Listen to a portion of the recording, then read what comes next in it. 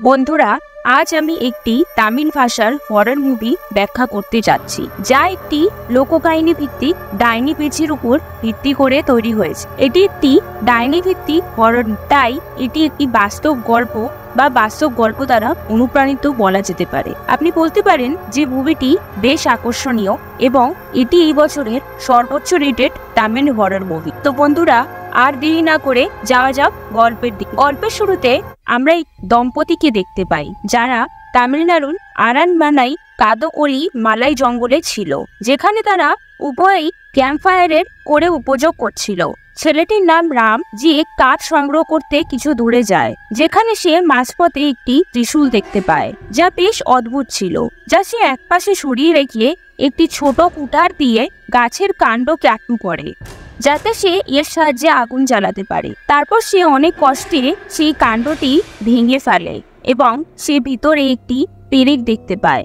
একই সময় হঠাৎ সে একটি শক্তিশালী শক পায়, যার কারণে সে পিছনে পড়ে যায়। তারপর সে লক্ষ্য করে যে গাছের ভিতর থেকে কিছু বেরিয়ে আসছে এবং সেই জিনিসটি বের হওয়ার সাথে সাথেই তার সামনে একটি কালো পুতুল ছিল, যা দেখতে বেশ ভয়ঙ্কর ছিল, যা সে হাতে নেওয়ার সাথে সাথেই হঠাৎ একটি অজানা সত্তা তার সামনে আসে। এখন সে ভয় পেয়ে যায়। সে চিৎকার করতে যাচ্ছিল, কিন্তু তার কণ্ঠস্বর থেমে গিয়েছিল, বা আমরা বলতে পারি যে এই সত্তার শক্তি সেই কণ্ঠস্বরকে দমন করেছিল এবং পরের মুহূর্তে এটি তাকে আক্রমণ করে এবং তাকে হত্যা করে। এখন আপনি ভাবছেন, কেন রামের বান্ধবী এখানে আসেন? সে তার কানে হেডফোন পরেছিল, কিন্তু যখন সে লক্ষ্য করে যে রাম অনেকক্ষণ ধরে নিখোঁজ, তখন সেও সেখানে যায় এবং সে পুতুলটি হাতে নেওয়ার সাথে সাথেই সেই সত্তা তাকেও মেরে ফেলে।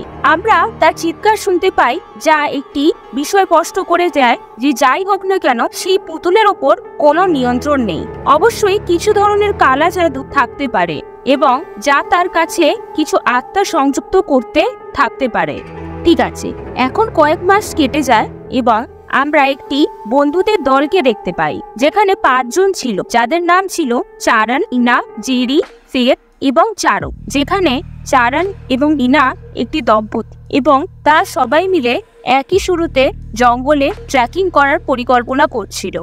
তবে এই জঙ্গলের ভিতরে ট্রেকিং করার অনুমতি ছিল না, অর্থাৎ শুরুতে দম্পতিও অবশ্যই অবৈধভাবে এখানে এসেছিল এবং প্রথমে এটি একটি সরকারি কফি প্ল্যান্টেশন ছিল, কিন্তু কিছু অঞ্চলে এটি নিষিদ্ধ ছিল। তাই চারণ অশোক নামে একজন ব্যক্তির সাথে যোগাযোগ করেছিলেন, যিনি তার সংযোগের সাহায্যে তার অধীনে কাজ করা মারি নামে একজন ব্যক্তিকে চারণ এবং তার দলের সাথে পরিচয় করিয়ে দেন। জঙ্গলে ট্রেকিং করার কাজ দেয়া হয়েছে এবং মারি সেই জায়গার জন্য সেরা বিকল্প ছিল, কারণ তিনি বন বিভাগের সেই জঙ্গলের রক্ষক ছিল এবং একই সাথে তিনি একজন পার্ট টাইম গাইডও ছিল, তাই তিনি তাদের গাইডও হয়ে যান। এখন পরের দিন সকালে সবাই একসাথে ট্রেকিং এ বের হয় এবং মারি তাদের সাথে গাড়িতে ছিল। যখন পথে বাড়ির পাশ দিয়ে যাচ্ছিল, মারির মেয়ে গাড়ি থামিয়ে তার বাবার গলায় একটি তাবিজ পরিয়ে দেয়। সে তাকে তাবিজটা পরিয়ে দেয় এবং বলে যে বাবা কখনো এই তাবিজটি পুরো না এবং তিনি সবসময় তাবিজটি পড়তেন, কিন্তু আজ তিনি ভুলে গিয়েছিলেন। কিন্তু ধন্যবাদ তার মেয়েকে তাকে এই তাবিজটি দিয়েছিল, যা এখন সে বেশ কিছু পড়েছিল এবং এই তাবিজটি তার কাছে খুবই বিশেষ। আরো তারা জঙ্গলের কাছে পৌঁছায়, কিন্তু গাড়িটি এখান থেকে আর যেতে পারে, কারণ সেখানে একটি চেকপোস্ট ছিল, যার কারণে তাদের গাড়িটি সেখানে ছেড়ে দিতে হয়েছিল। এবং সেই সময় আমরা মারির এক বন্ধুর সাথে দেখা করি। যখন তিনি এই মেয়েকে দেখেন যে তার গ্রামের ছিল, তিনি সেই গাড়িতে বসে তার যত্ন নিতে শুরু করে। এখন কিছুটা দূরত্ব হাঁটার পর যখন জঙ্গল শুরু হতে চলেছে, তখন মারি সবাইকে বলে যে যদি আপনাকে কাউকে কিছু বলতে বা কল করতে হয়, দয়া করে এখনই করুন, কারণ এখান থেকে আর কোনো সিগন্যাল থাকবে না। যার উপর মিনা তাকে জিজ্ঞাসা করে যে যদি আমার কোনো সমস্যা হয় বা সমস্যায় পড়ি, আপনার কাছে কোনো ওয়াকি টকি ইত্যাদি আছে? যার উত্তরে মারি বলে যে আমাদের বিভাগ থেকে এমন কিছুই দেওয়া হয়নি এবং যদি আপনারা আমার কথা শুনতে থাকেন তবে কোনোই সমস্যায় পড়বেন না। এখন কিছুক্ষণ হাঁটার পর তারা একটি জায়গায় পানি প্রবাহিত হতে দেখে এটি দেখে মিনা এবং বাকিরা সেখানে গিয়ে উপভোগ করতে শুরু করে, যার সময় তারা অনেক শব্দ করছিল, যার উপর মারি তাদের দ্রুত সেখান থেকে চলে যেতে বলে। এখন তিনি এর কারণ দেন যে এখানে বন্যপ্রাণী আসতে পারে এবং যাই হোক না কেন এত শব্দ করা ঠিক না। তারপরে তারা উভয়ে সেখান থেকে বেরিয়ে আসে, কিন্তু মিনা মারের ওপর ভিতরে ভিতরে রাগ হচ্ছিল। ঠিক আছে, কিছুক্ষণ পর তারা হঠাৎ একটি জায়গায় পৌঁছে যায় যেখানে একটি নিষিদ্ধ এলাকার বোর্ড ছিল এবং সেখানে অনেক ঘন্টা বাঁধা ছিল, যা সেতু তার হাতে রাখে এবং পরের মুহূর্তে সেই ঘন্টাগুলো পুরনো হওয়ার কারণে পড়ে যায়, কারণ ঘন্টাটি বাঁধা ছিল। সেই দড়িটি সম্পূর্ণ গলে যায়। এখন মারি সবকিছু দেখে বলে যে আমাদের এখান থেকে যাওয়া উচিত নয়, এটি একটি বিপজ্জনক জায়গা এবং বলা হয় যে এখানে কিছু আত্মা বাস করে। এখন এটি শুনে মিনার রাগ সপ্তম আকাশে পৌঁছে যায় এবং সে মারির কাছে আসে। সে মিনাকে বলে যে আপনি কি আমাদের শিশু মনে করেছেন এবং কেন আমাদের সবাইকে সর্বত্র যেতে নিষেধ করছেন, যার ওপর অন্য সবাই মিনার সাথে সাথেই একমত হয়। কিন্তু মারির বারবার অনুরোধের পরেও সবাই তার কথায় একমত হয়। অবশেষে তারা মারির কথা মেনে নেয়। এরপর তারা অন্য দিক থেকে যেতে শুরু করে। এদিকে তারা সবাই একটি জায়গা থেকে একটি অদ্ভুত শব্দ পায় এবং যা অনুসরণ করে তারা একটি ভিন্ন পথে যেতে শুরু করে, যা একটি খাদে শেষ হয় এবং এইভাবে তারা সেই খাদের কাছে চলে আসে, যেখানে পরের মুহূর্তে তার মনে হয়েছিল যে কেন কেউ তাকে পেছন থেকে ধাক্কা দিয়েছে। কিন্তু কিছু ঘন্টার আগে মারি পেছন থেকে এসে তাদের চারজনকে ধরে ফেলে এবং তারা সবাই চিন্তায় পড়ে যায়। সে ভাবছে যে কে তাকে পেছন থেকে ধাক্কা দিয়েছে, যখন সেখানে কেউই ছিল না। তবে তার বন্ধুরা তার সাথে মজা করতে শুরু করলে সে শীঘ্রই এটি ভুলে যায়। এদিকে চারান এবং নিনা একসাথে বসেছিল এবং জেরি হঠাৎ আসে এবং তাদের ছবি তুলতে শুরু করে, যা দেখে তারা দুজনেই দৌড়ে গিয়ে একটি গাছের পেছনে লুকিয়ে পড়ে। প্রথমে জেরি বুঝতে পারে না যে সবাই গাছের পেছনে লুকিয়ে আছে, কিন্তু পরে সে বুঝতে পারে যে মিনা তাকে গাছের কাছে দেখে এবং তাকে বলে যে গাছ থেকে বেরিয়ে এস। সেখান থেকে তার এক ভালো ছবি আসে। জেরি এটি বলার সাথে সাথেই একটি ডাইনি গাছ থেকে বেরিয়ে আসে এবং তাকে হঠাৎ এভাবে দেখে সে হতবাক হয়ে যায় এবং তারপর একটি হাত জেরির পা নিচ থেকে বেরিয়ে আসে। এরপর তার একটি হাত এবং পা নিচ থেকে টেনে নিয়ে যেতে সেই জায়গায় পড়ে যায় এবং এর কারণে সে খুব ভয় পেয়েছে। তখনই আমরা দেখি যে তার পায়ে কারো আঙুলের ছাপ ছিল। হঠাৎ যা কিছু তার সাথে ঘটছিল তা একেবারেই সত্য ছিল। জেরির অবস্থা দেখে দুজনেই এগিয়ে আসে এবং তার উপর হাসতে শুরু করে, কিন্তু সে তাদের বোঝানোর চেষ্টা করছিল যে এখানে কেউ ছিল এবং সে এটি নিয়ে এতটাই সিরিয়াস হয়ে গেছিল যে সে তার ট্র্যাক বাতিল করে এবং সেখান থেকে চলে যাওয়ার কথা ভাবতে শুরু করে। যখন সেতু এটি শোনে সে তার উপর রেগে যায় এবং বলে যে তুমি একজন ভীতু, এখান থেকে চলে যাও। এবং সেই সময় সবাই সেতুকে সমর্থন করে, যার কারণে জারি রাগান্বিত হয়ে তাদের দুজনকে বলে যে যদি তোমাদের সাহস থাকে তাহলে তোমরা দুজনেই শুধু জঙ্গলের ভিতরে গিয়ে দেখাও এবং যেখানে নিষিদ্ধ এলাকার বোর্ড লাগানো আছে সেখান থেকে ফিরে এসে দেখাও।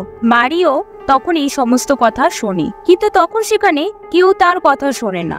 এরপর সেতু এবং চারজনই জেরি চ্যালেঞ্জকে গুরুত্ব সহকারে নেয় এবং একটি কালো লাল ফিতা নিয়ে বনে প্রবেশ করে, যেখানে তারা সেই জায়গায় পৌঁছায় যেখানে তারা তখন ছিল। তার পাশ দিয়ে যাচ্ছিল এবং সেখানে ফিতা বাঁধছিল যাতে তারা পথ হারিয়ে না যায়। এরপর তারা নিষিদ্ধ এলাকায় প্রবেশ করে এবং সেখান থেকে কিছু দূরে একটি পুরনো বাড়ি দেখতে পায়, যার সময় আমরা দর্শক হিসেবে লক্ষ্য করি যে কেউ তাদের দিকে নজর রাখছিল।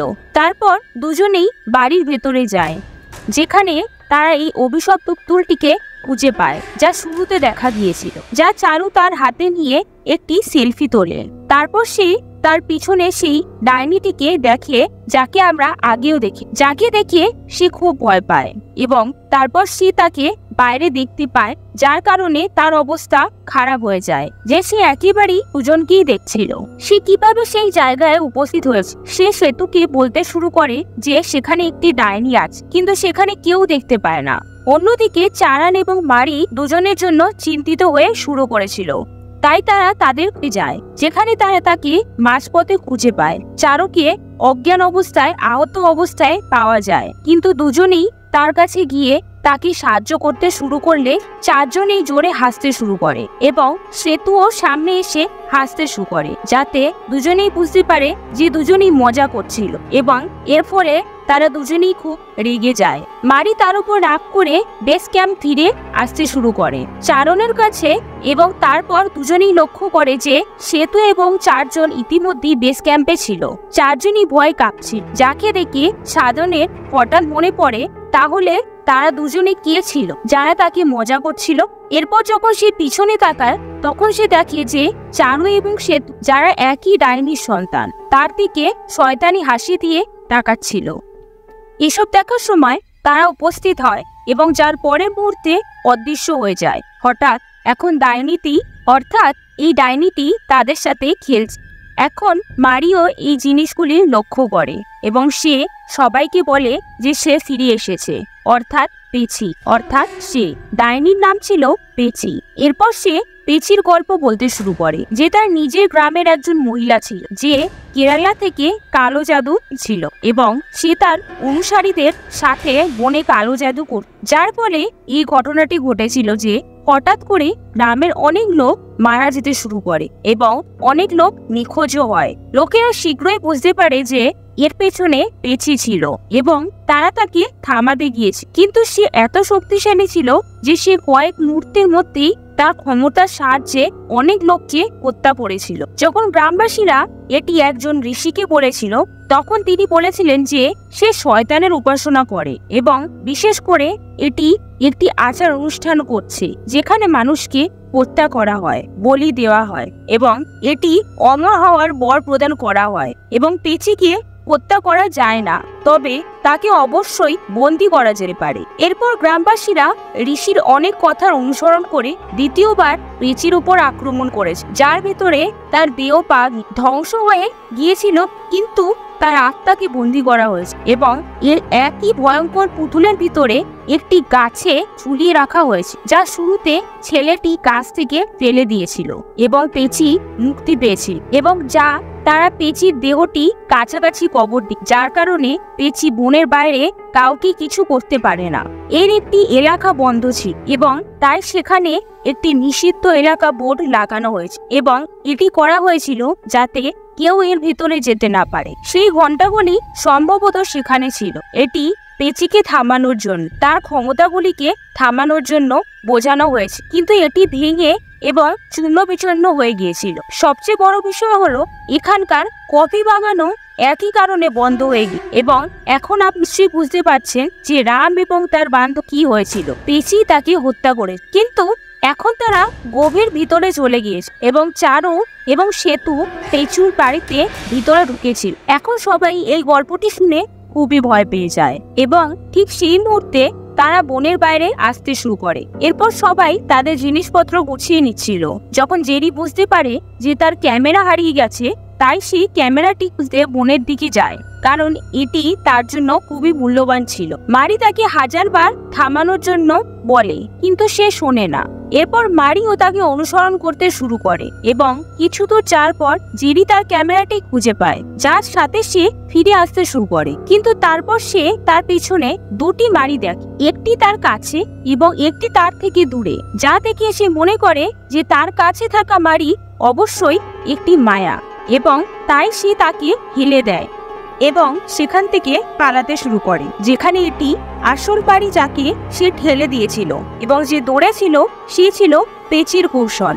এখন সে ভয় পালিয়ে যায় এবং একই বাড়ির ভেতরে যায়, যেখানে পরের মুহূর্তে পেচি আসে এবং তাকে হত্যা করে।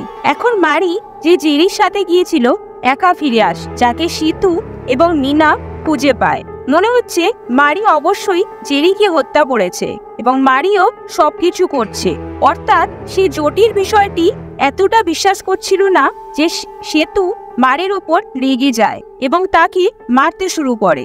অন্যদিকে চারপাশে সে চলে যায়, তাকে খুঁজতে চারান এবং মিনা তার পেছনে যায়, যেখানে তারা চারজনই একটি জায়গায় অদ্ভুতভাবে দাঁড়িয়ে থাকতে দেখে এবং অ্যাঞ্জেলোকে পেঁচি তাকে ধরে নিয়ে যায়, যা এত দ্রুত ঘটেছিল যে তারা সবাই ঠিক ছিল। এখন সেতু এবং মারি চারজনের মৃত্যুর কথা জানতে পেরে দুজনেই বনের ভিতরে থেকে দৌড়াতে শুরু করে এবং মিনা এবং চারণও তাদের পিছনে দৌড়াচ্ছিল।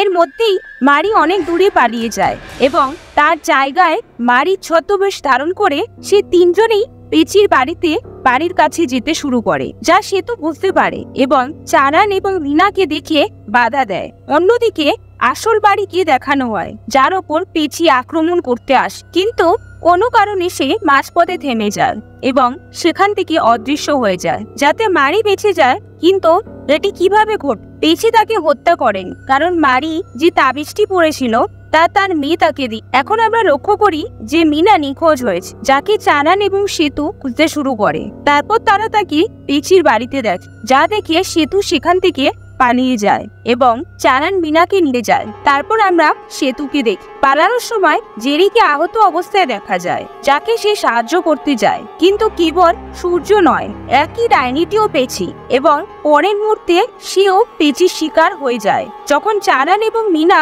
পেঁচির বাড়ি থেকে দূরে যাচ্ছিল এবং তারপর মারি তাদের সামনে উপস্থিত হয়, যে তাদের বলে যে আমাদের বনের বাইরে যেতে হবে এবং তবেই আমরা সমস্যার হাত থেকে বাঁচতে পারি। যার পর মিনা চারানকে বলে যে এটি বিশ্বাস করবেন না, এটি একটি কৌশলও হতে পারে। কিন্তু মারি বলে যে আমি একটি মায়া নয় এবং এই তাবিজটি তার প্রমাণ। এটি সেই একই তাবিজ যা সাধুজি আমার পূর্বপুরুষদের দিয়েছে এবং এর কারণে তার পূর্বপুরুষরা পেঁচির দেহ ধ্বংস করতে সক্ষম হয়েছে, কারণ পেঁচি খুব শক্তিশালী এবং তাকে হত্যা করা অসম্ভব। তাই তার ক্ষমতাগুলি এই তাবিজের উপর তেমন প্রভাব ফেলে না। কিন্তু এটি শোনার পরেও মিনা তাকে বিশ্বাস করে না, কিন্তু চারানের অনুরোধে সে সম্মত হয় এবং দুজনই একে অপরের হাত ধরে এবং মারির হাত ধরে, যাতে তাবিজ তাদেরও রক্ষা করতে সক্ষম হবে এবং তারা বনের নিষিদ্ধ এলাকা থেকে দৌড়াতে শুরু করে। এবং যত তাড়াতাড়ি তারা এই এলাকা থেকে বেরিয়ে আসতে চলেছে, মিনা তার হাত ছেড়ে দেয় এবং পেঁচি তাকে একই মুহূর্তে সেখান থেকে নিয়ে যায়, যার কারণে চারান খুবই চিন্তিত এবং সে মিনাকে খুঁজতে ফিরে যেতে শুরু করে। মারি তাকে থামানোর জন্য অনেক চেষ্টা করে, কিন্তু সে তার কথা শোনে না এবং আবার নিষিদ্ধ এলাকায় প্রবেশ করে। সে শীঘ্রই বুঝতে পারে তার সিদ্ধান্ত কতটা ভুল ছিল, কারণ সে ভিতরে মিনাকে খুঁজে পায় না এবং তার বন্ধুরা তাকে ভয় দেখাচ্ছে এবং উপহাস করছে। এরপর পেঁচি তাকে হত্যা করতে আসে, কিন্তু সে তার কাছে আসার সাথে সাথে পালিয়ে যায়। হঠাৎ সে অদৃশ্য হয়ে যায় এবং চারণও বেঁচে যায়। তারপর চারণ তার হাতে মারির তাবিজটি দেখ, যা মারি তাকে থামানোর চেষ্টা করার সময় তার হাতে এসেছে। এখন চারান আবার বনের বাইরে আসতে করে, যার মধ্যে সে মারির মৃতদেহ দেখতে পায়, যাকে পেঁচি হত্যা করেছিল, কারণ তার কাছে তাবিজ। কিন্তু আমাদের কাছে একটি বিষয় অদ্ভুত মনে হয়, যে পেঁচি নিষিদ্ধ এলাকার বাইরে আসতে পারে, তাহলে সে এখানে এসে তাকে কিভাবে হত্যা করল? যাই হোক, চারান তারপর সে বনের বাইরে আসে, যেখানে সে মারির বন্ধুর গাড়িতে আসতে দেখে, যাকে আমি তোমাকে মনে রাখতে বলেছিলাম। এবং যখন সে এটিকে থামায়, তখন অবাক হয়ে দেখে রিনাও এর ভেতরে আছে। কিন্তু তারপর সেই লোকটি চারানকে ঘুষি মেরে অজ্ঞান করে দেয়, যা এই সিনেমার সবচেয়ে বড় মুখ। এবং চারান চোখ খোলার সাথে সাথেই সে নিজেকে পেঁচির বাড়িতে বাঁধা অবস্থায় খুঁজে পায়, যেখানে লোকটি এবং মিনা তার সামনে দাঁড়িয়ে আছে। এবং বন্ধুরা, এখন এখানে এই সিনেমার আসল কাণ্ডগুলো প্রকাশিত হবে এবং তারপর আমরা জানতে পারি কেন মিনা এখনো পর্যন্ত কিছুতেই অবাক হচ্ছিল, বা কেন সে সরাসরি বারবার মারির উপর রেগে যাচ্ছিল। তাই আসলে মিনা আর কেউ নয়, পেঁচির বংশধর, এবং সে ভবিষ্যতে তার উত্তরসূরি হতে চলে, অর্থাৎ সেও একই ধরনের বিপজ্জনক কালা জাদু করবে। এবং সিনেমার শুরুতে সেই ছেলের কারণে পেঁচি মুক্তি পাওয়ার সাথে সাথেই এটি ঘটেছে। মিনার দিদিমা জানতে পেরেছিলেন, কারণ সম্ভবত তিনিও এই সম্প্রদায়ের সাথে যুক্ত ছিলেন এবং তিনি মিনার সাথে 13 জনের বলিদানের বিষয়ে কথা বলেছিলেন। অর্থাৎ পেঁচি যা চাই তা পেতে তাকে এখনো শয়তানের কাছে 13টি বলিদান দিতে হবে, কারণ পেঁচি শেষ হওয়ার আগে আরো 13টি বলিদান বাকি ছিল। যেমন ঋষি বলেছিলেন যে যদি পেঁচি আরো লোককে বলিদান করে তবে সে অমর হয়ে উঠবে। এখন দেখুন এই 13 জনের মধ্যে 2 জন ইতিমধ্যেই শেষ হয়ে গেছে, অর্থাৎ রাম এবং তার বান্ধব, অর্থাৎ একই শুরু দল। এখন বলিদানের জন্য 11টি শূন্যস্থান বাকি আছে। এখন এটি স্পষ্ট যে কেউই নিজের ইচ্ছায় জটিল এলাকায় যাবে না। সরকার এবং অন্য সবাই সেখানে একটি সীমাবদ্ধ এলাকার বোর্ড লাগিয়েছে। রাম এবং তার বান্ধবী সেখানে যাওয়ার জন্য বোকা ছিল। হতে পারে তারা এই জিনিসগুলো বিশ্বাস করবে না বা এটি আরো বিপজ্জনক হতে পারে। তাই এখন মীনার দিদিমা মীনাকে কাজ দিয়েছিলেন যে তাকে লোকদের পেচির কাছে নিয়ে যেতে হবে এবং মীনা চরণকে বন্ধু বানিয়ে এলো এবং তার সাথে সম্পর্কের ভান করছিল এবং সে তার বন্ধুদের সাথে যোগ দিয়েছিল এবং তারপর খুব চতুরতার সাথে একই ঘটে। আপনি কাউকে উস্কে দেন, আগ্রহ পান, তারপর সেই ব্যক্তি চ্যালেঞ্জ হিসাবে সেখানে যায়।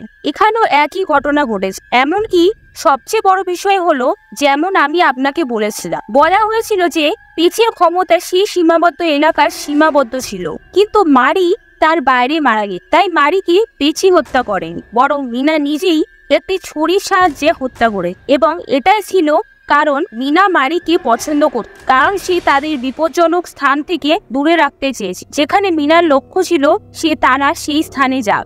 একই সময় আপনি নিশ্চয়ই লক্ষ্য করেছেন যে মীনা অনেকবার সমস্যায় পড়ছে, কিন্তু একবারও পেচি তাকে থামায়নি এবং এর মধ্যে মারির বন্ধুও মীনাকে সমর্থন করছে, যে আসলে তার বন্ধু ছিল না কিন্তু তার বন্ধু হওয়ার ভান করছিল, অর্থাৎ সে পেচির অনুসারী এবং সে শুরু থেকেই মীনার দিদিমাকে মীনার সাথে সাহায্য করত। সবাই জানতো এখন সত্য বেরিয়ে আসার পর মীনা এবং লোকটি চরণকে একই বাড়িতে বেঁধে রেখে দিয়েছিল। তারা সেখান থেকে চলে যায়, যার পরে পেচি তার সামনে আস এবং চরণের চিৎকারের সাথে সেও মারা যায়। এখন সিনেমার শেষ দৃশ্যে আমাদের বলা হয় যে 13টি বলিদানের জন্য 7টি ইতিমধ্যেই করা হয়েছে এবং এখন 6টি বাকি আছে, যার মানে এই সিনেমার একটি সিকুয়েল একেবারেই সম্ভব এবং আসবে।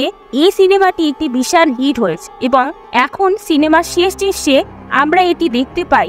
আমরা আরো দেখতে পাই যে একটি নতুন টপিক ট্র্যাকিং গ্রুপ সেখানে আসে, যা আগের ট্র্যাকিংটি খুঁজে পেতে সেখানে এসেছে, যার কারণে আমি মনে করি যে পেচিও তার বাকি বলিদানগুলো পাবে।